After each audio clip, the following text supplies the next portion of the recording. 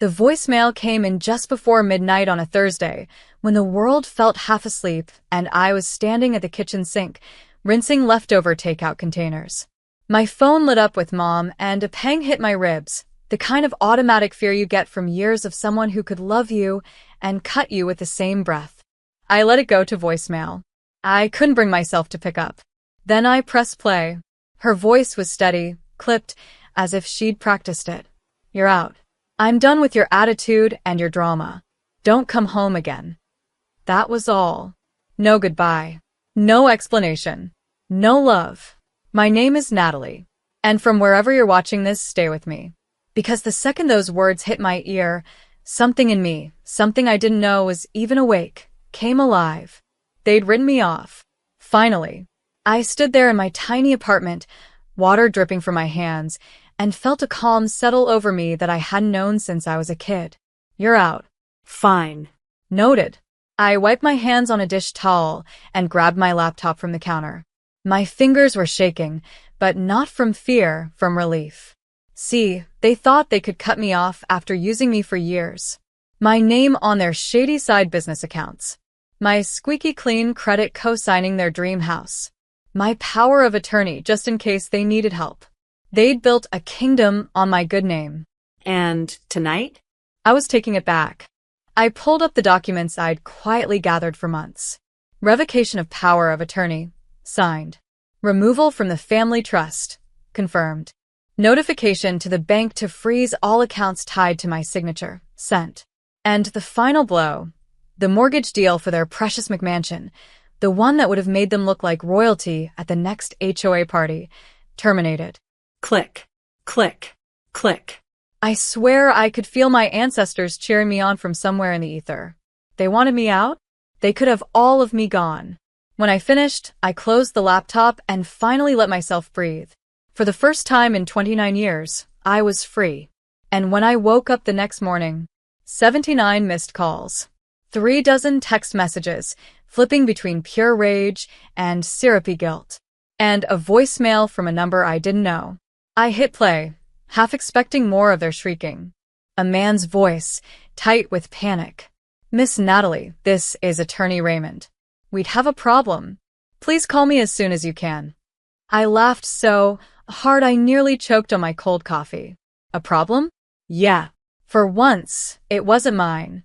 I set the phone down, the lawyer's words still ringing in my head like a badly tuned bell. "We have a problem." They'd said that to me my entire life. Every time a bill came due, every time a secret threatened to break free, every time their pristine image cracked under its own weight. "We have a problem," which always meant I had to fix it. But this time, they could fix it themselves. I poured another cup of stale coffee, breathing in the silence of my tiny apartment. My apartment. No one had ever taken this from me. No one had ever guilted me out of it or signed it away behind my back. This was my sanctuary. Outside, the city was waking up, car horns, sirens, the low hum of a garbage truck rolling down the street. I stepped out onto the balcony, letting the air hit me, sharp and cold. I felt alive. Then I checked my phone again. More missed calls. Messages, stacking up like an avalanche. "Natalie, you're destroying us. We are your family. How could you? You'll come to regret this, mark my words." Family. They loved that word when it served them. When I paid the bills. When I signed my name. When I stood in front of their bad choices like a human shield. But the moment I stopped serving, I was drama. I was selfish. I was out. Fine. I was out. And it was the sweetest liberation I'd ever tasted. My phone buzzed again, another unknown number. For a second, my stomach knotted, the old fear flashing through me.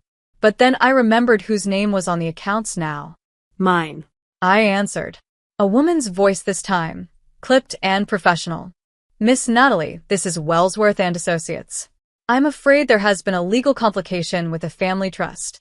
Your removal was processed without advance notice to your parents, which is being contested. We would appreciate your cooperation in—" I didn't let her finish. "Everything I did was legal," I snapped. "You can talk to my attorney." She tried to recover. Ma'am, your parents are very distressed. I laughed. A hollow, rich, exhausted laugh. They'll live. And I ended the call.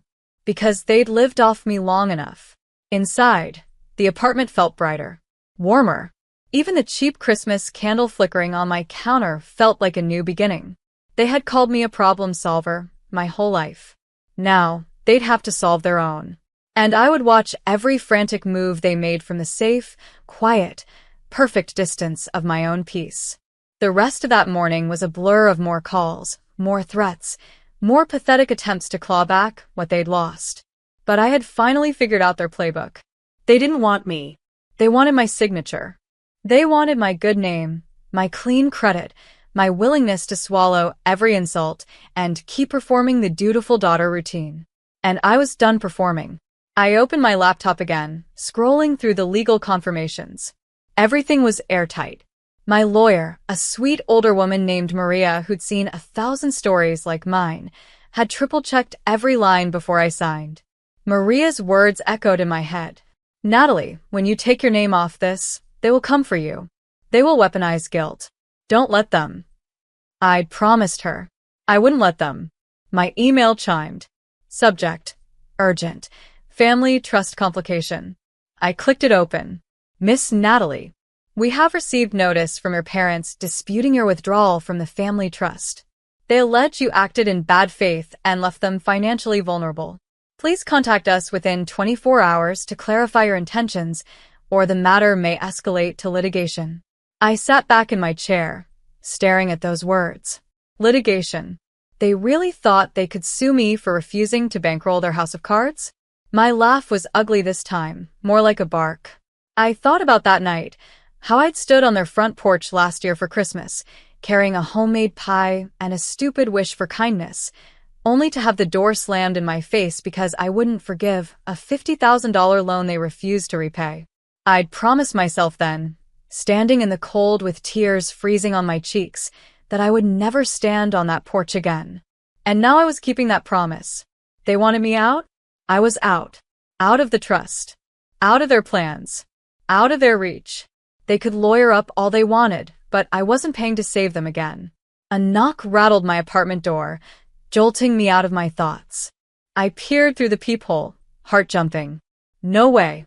It was my mother, in her expensive winter coat, hair perfectly styled, like she'd just stepped out of some designer photo shoot. She had driven all the way here. I considered not answering, but some perverse piece of me needed to see her face. I opened the door, just a crack. She didn't waste a breath on greetings. Natalie, she snapped, eyes blazing. What have you done? I raised my chin. Exactly what you told me to do. I'm out. Her mouth fell open, like no one had ever dared say no to her before.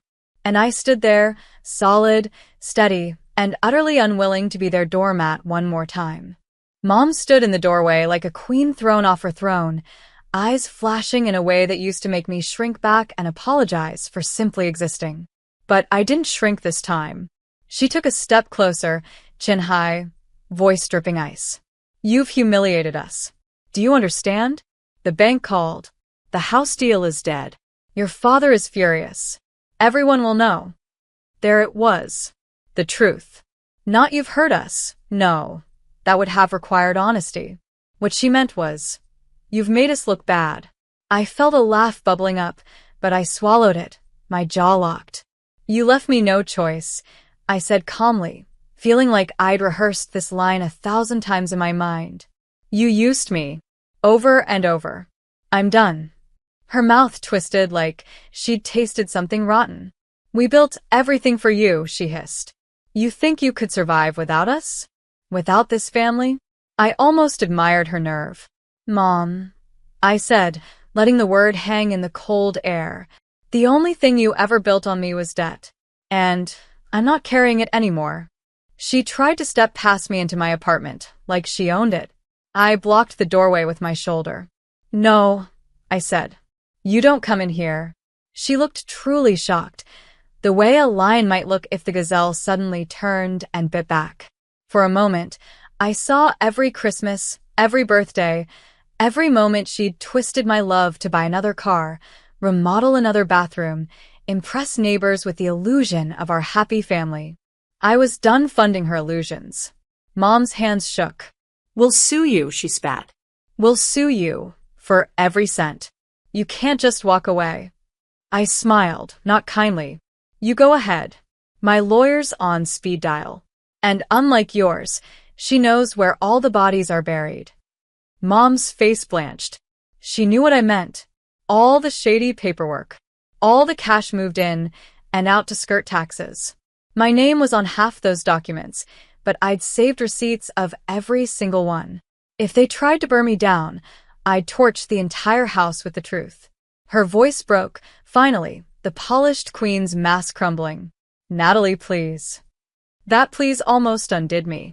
Almost. Because for a second, I saw the mother I'd wanted her to be. The softness. The love. But it was a trick. I knew that now. I took a breath, heart steady. Go home, Mom. She blinked, stunned. Go home, I repeated, and figure out how to pay for yourself. And then, with a gentleness I didn't feel, I shut the door in her face. For the first time in my entire life, I realized I wasn't scared of her anymore. I stood on the other side of the door, my heartbeat pounding like a war drum in my ears. For a long minute, I couldn't move. I just stared at the cheap apartment doorknob, half expecting it to twist, to rattle, for her to pound her fist against it and demand to be let in. But she didn't. Through the peephole, I watched her retreat down the hallway, shoulders hunched for the first time in my memory. She looked small, and I almost felt sorry for her. Almost. I went back to my couch and sank down into it, feeling every bone in my body exhale. They had trained me so well. Trained me to jump at the first sign of disapproval. Trained me to fix every crisis, no matter how they caused it. Trained me to measure my worth in how useful I was to them. And now? I was unlearning. My phone buzzed again, this time a new number. I answered, expecting another lawyer. Instead, it was Maria, my attorney. Natalie, she began gently, I heard from their firm. They're threatening to freeze assets and sue you for breach of family trust. I snorted. Let them try. Maria chuckled, a warm, protective sound that steadied me. That's what I told them. Silence stretched between us. How are you holding up? She asked. It was such a simple question, but it split me open. I swallowed the sudden burn in my throat. I'm okay, I whispered. For the first time, maybe ever. Maria didn't rush to fill the silence. She let it hang, respectful. Then, gently. You know they'll keep coming, Natalie. They will not let this go easily. I nodded, even though she couldn't see me. I know. But I'm not backing down. Not again. We went over the paperwork for the 1000th time. Maria reassured me every signature, every notarized letter, every legal motion was bulletproof. When we finally hung up, I let out a long, shaking breath. My phone lit up one more time from my sister. You're heartless. I hope you're happy. We might lose everything. I closed my eyes and held the phone to my chest. They still didn't get it. I had already lost everything in that house. Years of being belittled, used, controlled, piece by piece, they had stripped me of every sense of belonging until I was nothing but a walking credit score. Now they were the ones who would feel that emptiness. And maybe, just maybe, they'd finally understand what it was like to be left out in the cold. I stood, grabbed my coat, and stepped out into the winter air. For once, the chill didn't feel like punishment. It felt like freedom. I wandered the block for a while, letting the crisp wind sting my cheeks and fill my lungs. Every exhale felt like a prayer, a promise to myself. I will never go back. I will never let them do this again. The city was lit up for the holidays, shop windows glowing, strangers carrying wrapped gifts, the scent of cinnamon and coffee drifting from a nearby bakery. It should have made me feel lonely, but it didn't. It made me feel new. I passed a florist, its window crowded with poinsettias, and on a strange whim, I went in and bought one, a brilliant red-leaved bloom. It felt decadent to spend money on something beautiful just for me. At home, I set the poinsettia on the kitchen table, then scrolled through the missed messages still waiting on my phone. We trusted you. Your father is beside himself. How dare you ruin Christmas like this? Ruin Christmas. I shook my head, a humorless laugh catching in my throat. As if Christmas had ever been mine to ruin. Every year, it was the same. I was the one buying presents with my bonus because they overspent. I was the one cooking the meal when Mom's catering fell through. I was the one smiling through their gossip, their snide comments about my job, my life, my choices. Every Christmas felt like a hostage situation where I traded my peace for a crumb of belonging. Not this year. I stood by the window, watching flakes of snow start to drift down again, soft and silent. It hit me then. They might actually lose the house. The trust was too tangled to survive without my name stabilizing it, and the bank had no reason to show them mercy now. For a moment, I imagined their voices, their horror, the way they'd scramble to blame anyone but themselves. It should have made me guilty, but it didn't. It made me feel just because I had warned them so many times. I had begged them to stop taking more than they could pay back. I had pleaded with them to leave my name out of their games. They hadn't listened. And now? Now the bill was due. My phone buzzed again. One final message from Mom. We will never forgive you for this. I smiled, tracing the edge of the poinsettia's bright leaves. Noted, I whispered, as if she could hear me. And I meant it, because I hadn't done this for their forgiveness. I'd done it for my own. By the next afternoon, the storm I'd set off was in full swing. My lawyer forwarded me a formal notice. The bank had frozen the entire trust, pending investigation. My parents would have no access to the accounts until they proved they could shoulder the debt on their own. The house deal was gone, ashes on the wind. I sat on my couch, the poinsettia glowing bright against the winter light, reading through the official words with a strange sense of calm. They had called me the destroyer, the traitor, the problem. But I wasn't the one who built a house on sand. They had. They thought loyalty meant I'd follow them straight into ruin, my arms outstretched to soften every fall. Not anymore. My phone rang, breaking the quiet. This time it was a local number, no mask, no blocked line. A lawyer's voice again, tight and clipped. Miss Natalie, your parents' legal team is demanding you appear for mediation. I smiled, stretching my legs out on the couch. No, thank you. The lawyer hesitated. They're very upset. I almost laughed. Tell them to get in line. I hung up, dropped the phone on the cushion beside me, and closed my eyes for a long moment. A part of me was still raw, still hurt. I couldn't lie to myself about that. There were memories I'd never get back. Birthday parties turned to arguments, Mother's Day brunches where I'd been told to try harder, family photos where I'd been cropped in on the edge like an afterthought. I had poured so much love into them, so much of myself, waiting for something real in return. But they had taken it again and called it normal. No more. I opened my eyes, looking around at my quiet apartment, the lamp I had picked out alone, the scent of cinnamon from the candle I bought with my own paycheck, the silly thrift store mug on my table. All mine. No one could repossess my peace. No one could foreclosure my boundaries.